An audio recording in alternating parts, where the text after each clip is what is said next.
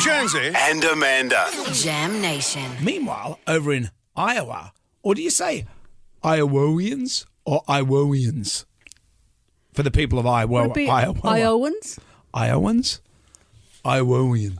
How would you say it? I don't know.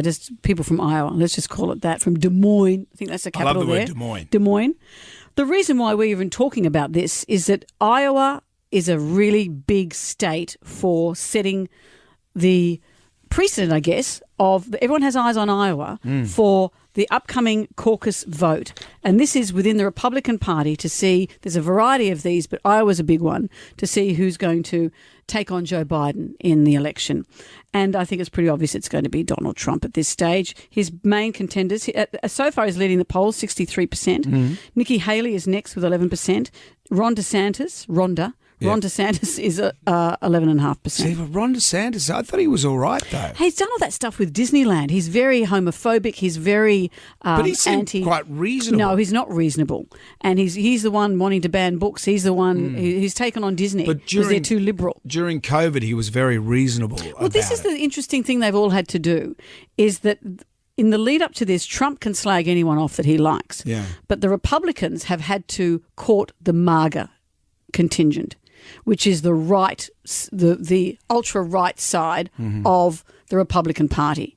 So they've had to not disenfranchise those people. So they can't come out and slag Trump. So they've had to try and fight Trump without saying any of those things. So they're all moving further to the right so MAGA thinks they're a go. And at some point now, they're going to have to say why they're better than Trump.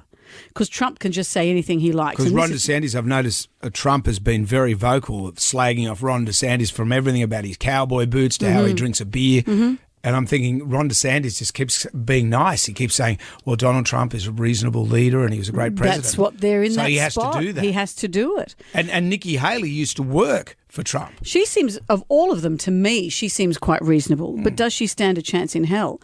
And add to this, the importance of this vote is it's not compulsory, as we know. So they are going to have this huge cold front that's going across the Midwest. We saw it in that football game over the weekend. It's going to be minus 34 degrees by the time you add the wind chill temperatures. So that's Fahrenheit or Celsius? No, that would be Celsius. That's Celsius. But this is affecting, obviously, voter turnout.